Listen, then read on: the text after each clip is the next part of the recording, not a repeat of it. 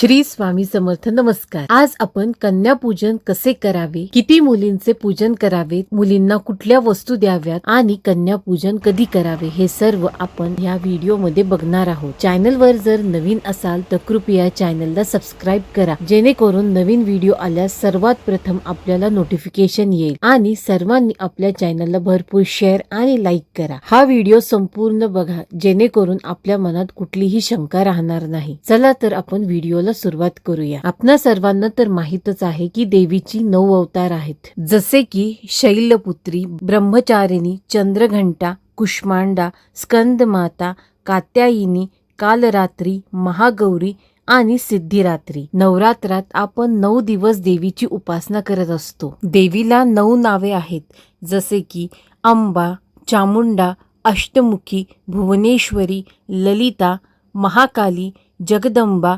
नारायणी आणि रेणुका. याप्रमाणेच आपल्याला 9 कन्यांना बोलावून त्यांना भोजन करवायचे आहे. ह्या 9 कन्यांना आपण मुलींच्या आवडीच्या काही गोष्टी द्यायच्या आहेत. भोजन आणि ह्या वस्तू आपण यथाशक्ती देऊ शकतो. म्हणजेच असा कुठलाही नियम नाही की आपण सगळ्या महाग गोष्टी द्याव्यात. ह्या 9 मुलींना आपण साक्षात देवीचे स्वरूप मानून फुलना फुलाची पाकळी म्हणून काही वस्तू द्यायच्या आहेत. मुलींना ह्या वस्तू देताना भेदभाव करू नये, कारण आपण हे देवीचे स्वरूप म्हणून पूजत आहोत. आता आपण मुलींना कुठल्या वस्तू द्याव्यात हे बघूया. आपण मुलींच्या आवडीच्या गोष्टी जसे की रुमाल, चुनरी, कानातले, बेल्ट, क्लिप, कोन, काजळ, मेहंदी, गजरा अशा कुठल्याही गोष्टी आपण मुलींना देऊ शकतो. त्यातली त्यात गजरा किंवा फूल आणि मेहंदीचा कोन नक्की द्यावा. ह्या वस्तू देण्यासाठी कुठलाही नियम नाही. ह्या वस्तू आपण आपल्या कुवतीप्रमाणे किती संख्या घ्यावी, किती वस्तू आपण मुलींना देऊ शकतो हे आपण आपलेच ठरवायचे आहे. आणि भोजनामध्ये देवीला खीर ही अत्यंत प्रिय आहे. आपल्याला जर 9 कन्यांना भोजन देणे शक्य होत असेल तर आपण नक्की 9 कन्यांना जेवू घालावे. पण शक्य होत नसेल तर निदान मुलींना खीर द्यावी. आपण मुलींना फळ आणि दूधही देऊ शकतो. हे सर्व करण्यामागील आपला मनातील भाव शुद्ध आणि देवीची सेवा आपण किती मनोभावनेने करतो हे महत्वाचे आहे. आपण वस्तू कुठल्या, किती महाग देतो आणि किती भोजन देतो हे महत्वाचे नसून आपला भाव महत्वाचा आहे. काही ठिकाणी कन्या पूजन ही अष्टमी किंवा नवमीच्या दिवशी करतात. दोन्ही दिवशी पूजन केले तर चांगलेच आहे. त्यातली त्यात आपण कन्या पूजन हे अष्टमीच्या दिवशी करावे. अष्टमीच्या दिवशी शक्यतो सर्वांना उपवास असतो. ज्यांना 9 दिवस उपवास करणे शक्य होत नाही त्यांचा अष्टमीच्या दिवशी उपवास असतो. त्यामुळे आपण खीर आणि फळे देऊ शकतो. आधी सांगितल्याप्रमाणे ज्या वस्तू आपण देणार आहोत त्या 9 मुलींना द्यायच्या आहेत.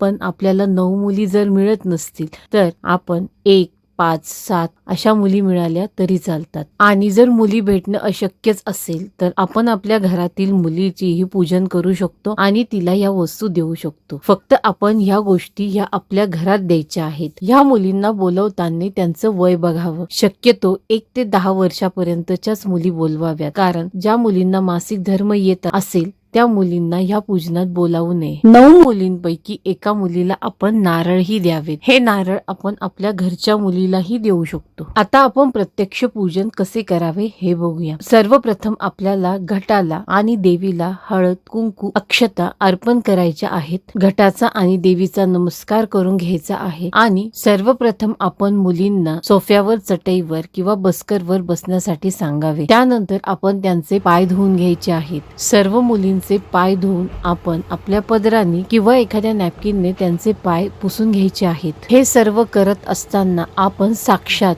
अंबाबाईची सेवा करत आहोत याचा मनात भाव असावा. आपण प्रत्यक्ष या कन्यांची देवी स्वरूपात पूजन करावे. पाय पुसून झाल्यावर आपल्याला कुंकू घ्यायचे आहे. त्या कुंकवामध्ये थोडेसे पाणी घालून आपल्याला ह्या कुंकवाने मुलींच्या दोन्ही पायावर स्वस्तिक काढायचे आहेत. हे सर्व आपल्याला सर्व 9 मुलींच्या पायावर करायचे आहेत. हे करत असताना आपण आपल्या मनात देवीचा मंत्र सुरू ठेवणे, जसे की ओम ऐं ह्रीं क्लीं चामुंडाय विच्चे किंवा सर्व मंगल मांगल्ये शिवे सर्वार्थ साधिके शरण्ये त्र्यंबके गौरी नारायणी नमोस्तुते असा मंत्र जाप आपण आपल्या मनात सुरू ठेवावा. स्वस्तिक काढून झाल्यावर आपण त्यांच्या पायावर अक्षता वाहाव्या आणि मनोभावे देवी स्वरूप समजून सर्व 9 कन्यांचा नमस्कार करावा. त्यानंतर आपण सर्व 9 कन्यांना हळद, कुंकू, अक्षता लावून घेणे. त्यानंतर आपण ह्या मुलींना जे भोजन केलेले आहे, दूध किंवा फळे, आपल्याला जे काही द्यायचे आहे ते आपण त्यांना द्यावे. असे म्हटले जाते की 1 वर्षाच्या मुलीचे पूजन केले तर आपल्याला मोक्ष प्राप्ती मिळते. 2 वर्षाच्या मुलीचे पूजन केले तर आपल्याला ऐश्वर्य प्रदान होते. 3 वर्षाच्या मुलीचे जर आपण पूजन केले तर आपल्याला धर्म, अर्थ, काम, मोक्ष याची प्राप्ती होते. 4 वर्षाची मुलगी ही कन्या स्वरूप असते, त्यामुळे हिचे पूजन केल्यावर आपल्याला राज्य प्राप्त होते. 5 वर्षाची मुलगी ही रोहिणी स्वरूप असते, त्यामुळे आपल्याला विद्या प्राप्ती होते. 6 वर्षाची मुलगी ही काली स्वरूप असते. 7 वर्षाची मुलगी ही चंडिका स्वरूप असते, त्यामुळे आपल्याला राज्य मिळते. 8 वर्षाची मुलगी ही शांभवी स्वरूप असते, त्यामुळे आपल्याला संपत्ती मिळते. 9 वर्षाची मुलगी ही दुर्गा स्वरूप असते, त्यामुळे आपल्याला राज्य प्राप्त होते. आणि 10 वर्षाच्या मुलीचे पूजन केल्यास आपल्या सर्व इच्छा पूर्ण होतात. अशा प्रकारे नवरात्रमध्ये अष्टमीच्या दिवशी 9 कन्यांचे पूजन करून नवरात्रीमध्ये देवीचा आशीर्वाद प्राप्त करावा. माहिती आवडली असेल आणि चॅनलवर जर नवीन असाल तर कृपया चॅनलला सबस्क्राईब करा आणि सर्वांनी जास्तीत जास्त हा व्हिडिओ शेअर आणि लाईक करा. पुढील जे स्क्रीनवर तुम्हाला व्हिडिओज दिसत आहे त्यामध्ये देवीचे इतर मंत्र, स्तोत्र आणि देवीच्या कुठल्या सेवा कराव्यात याची माहिती देत आहे. त्यामुळे नक्कीच या व्हिडिओला क्लिक करून आई जगदंबेच्या चरणी आपली सेवा रुजू करावी. श्री स्वामी समर्थ.